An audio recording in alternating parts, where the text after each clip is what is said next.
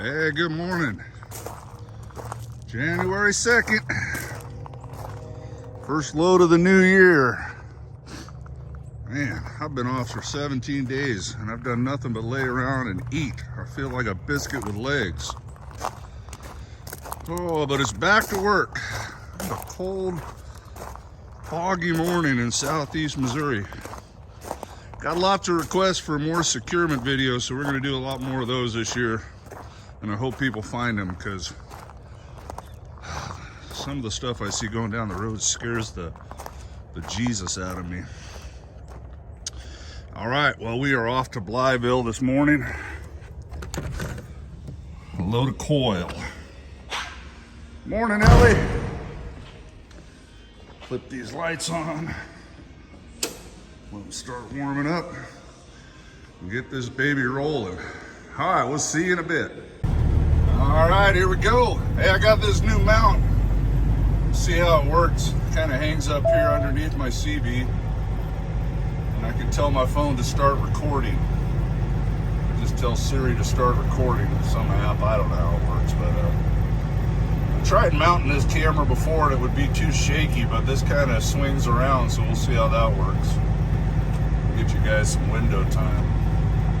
I can reach up and adjust it and move it around a little bit, I guess. I won't do that out on the road, but heading down the driveway. Here we go. Whew, I can't wait to get to work, get some exercise. Man, just feel all ate like enough for the next 10 years. I will see you in Blytheville. Here we go. Loading a coil at Nucor. This is their specialty mill. I have another one, and then they do stuff at Kinder Morgan, which I don't like to go to. Let me see if I can spin this mount a little bit. You can see the big building. All right. Go in here, we'll show you how to set the deck up step by step through loading the coil. Done this before, but we're gonna do it again and keep on doing securement videos. You guys ask over and over again. I'm going to try to shorten them up so they're not so long. Some of my other ones were long. And I'll try to make it entertaining. You can see I'm going real slow because I don't want to fling mud all over Ellie. OCD. Alright, y'all, we'll see you in a bit. Alright. There's the bay I'm going to. You see I'm not in the bay because my deck is not set up, so I'm not going to pull in there. Don't do that, because the crane man will go grab your coil and then be sitting there waiting for you and not be happy. And a local guy could pull up and be ready to go. Always a text. So get your deck set up and then pull in. All right? I'll show you how to do that. See you in a minute. Cut them. Oh, that's something different. So I got the coil racks and boards set up. This coil weighs 40,800 pounds. Still need 5 coil racks. 1 for every 10,000 pounds. One of the biggest mistakes I see guys making. So we got 5 sitting on rubber mats. I'm gonna use 4 chains and a strap. And we'll show you that in a minute. I'll get down and show you something quick and easy with your binders to make your life easier. All right, see you in a minute. All right, I leave my binders and stuff hanging out here in the elements. So they got this stuff, kind of a new invention, called WD-40. Been around for 100 years. So all I do is I just come and I spray here, there, and both sides of the ratchet. I just let them hang and drip. Then when I go to use these, they won't be all bindy and sticky and causing me issues. See? Okay. I got 2 on the other side to do. Spread my axles, and we will pull in the building. All right, see you in a minute. Okay, we're in the building. I got my felt pad, coil bag, bungees out, ladder. The coil man is probably grabbing my coil. And you stand at the back of the trailer, and he'll set it down. All you got to do is point left or right to center him up and off he goes. And then you'll check your coil number. Somewhere on this paper I was going to show you. Right there. Make sure he puts the right coil on you. And if there was a long line, you throw a chain or two and get out of the way. Pretty quiet here today, so I will probably chain and tarp in the building unless it starts getting busy. Here he comes. See you, bye. All right, we got our 4 chains and a strap on. Now this coil I set dead center. On the heavier ones, 45,000 or whatever, I'll move them a little back. Rides better and distributes the weight better of this 53. That you'll have to figure out on your own. So now that I got these on, what we're gonna do is take that bar, and we're gonna go around and make sure all these hooks are right and everything looks good, and we're gonna hit the chains really hard.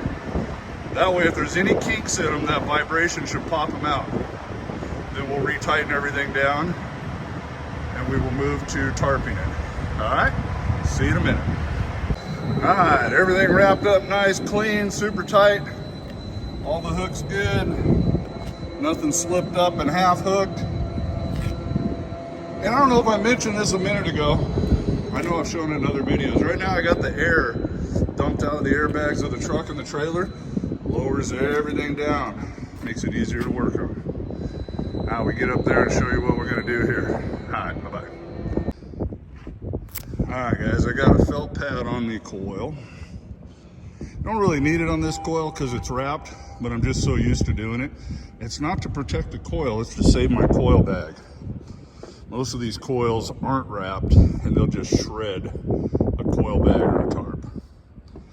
And I just got a couple ratchet straps holding it there for when I slide the bag on, it don't move anywhere. And that coil bag or your tarp will last a lot longer. Alright. I'll throw this on and then we'll do a quick step-by-step on how I bungee it down, and we'll get out of here. See you, bye. All right, we just get the bag on and we pull all 4 corners, get it kind of straight. It's like you would any tarp. And then I'll bungee a few over there, over here, back and forth, back and forth. Don't do them all to one side, you pull it off, alternate. And I'll show you what it looks like when we're done. Woo! A little workout for the fat kid that's been laying around eating. All right, we're all done. Coil bag on, nice and clean. No bungee cords out the rub rail. Don't have to do that. I just have OCD. So I strap this down. I got a couple black straps that are short that I cut just for this, to hold tarps and coil bags down in the front. And we're out of here. If I didn't mention it, I mean, there's a lot of ways to skin a cat. You could use 5 chains if you want. Chains are heavier than straps, so I did 4 chains and a strap. As long as you meet your securement requirements, all right? I need to do a video on that. Seems to be a lot of confusion. All right, we're gonna get out of here. We're headed up to Portage, Indiana area. Okay, see you, bye. All right, guys, I didn't get a video of them taking the coil off, but coil's delivered up here in the Portage area. And we're gonna go get another one and go right back down to Blytheville. So the other coil is not too far from here, so instead of putting all this junk away, I'm gonna pile it in between these racks, put my coil bag on top, throw a couple of those black straps, maybe that yellow one, and strap it all down. Then I don't have to dig it all out. I will put the felt pad and the bungees in the side box, but the rest I'm just gonna dump up in there. I don't know, I guess I could shoot the next coil too. Pretty much the same thing, but we can go over it again. All right, see you, bye. Kind of like that. Chains, binders, edge protectors, coil bag, left the coil racks all set up, ready to go. I think where I'm going is about 10 miles from here. That way I don't have to put all that crap away just to get it back out.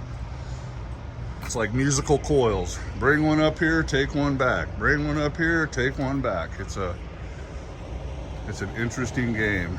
All right, y'all. Maybe I'll get some more footage for this securement ride along, whatever you want to call this video. All right, see you, bye. She's going. All right, guys. Hey, I didn't show you loading and securing this. I was just wanting to get in and out of Portage and beat that Chicago traffic. So no filming, but we're here to deliver it in Blytheville this morning. Excuse me. So I did want to show you a couple things in case I didn't mention it. Always alternate your binders. I got 2 on this side, 2 on the other, okay? Don't pull them all to one side. Now, this coil is only 30,000 pounds. Technically, I only need 3 wraps, or 3 racks, and 3 chains. But I already had everything out. And one thing you'll never get a ticket for is too much securement. So we just went with it. I'm gonna get this unchained, and then I'm gonna show you one other thing, a little pro tip, safety tip, something you should do. All right, see you in a minute. All right, guys, we got all the chains off, but as you see, I got 1 strap through here.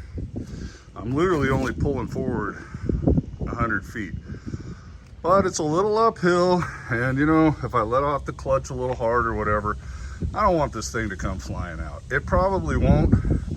You'd have to really do something stupid to get it to bounce up out of those coil racks, but it never hurts just to take an extra second, throw this on, and then when I pull in there, I can get that strap undone in about 2 seconds. All right, and he can grab it and off I go. Just makes me feel better anyways. I don't like to move the truck with a coil on it without, either I'll leave 1 chain or throw a strap or something. All right, see you in a minute. Try to keep my head, my big old dome in front of their light for you. I'm in the office getting ready to do the money and news video, but I was going through those little clips there on the coils, and then I just got busy. I didn't finish. I didn't shoot an ending to it, so that's what I'm doing now for you. I just, man, as soon as I delivered that last coil, I ran over like a mile away, got another coil, and took it down to Greenville, Alabama, about 500 miles away, delivered it that night at midnight. And I just didn't have no time for filming. And then the next day I picked up a load of metal roofing and took it up above St. Louis. Then reloaded. I got a load of sheet steel going back down to Brookhaven, Mississippi for tomorrow. So I've been busy. So I hope you enjoyed that. Off the top of my head, the only thing I think I might have forgot to mention, and I'm going to do more of these videos. I'm going to do coil videos till everybody's sick of them.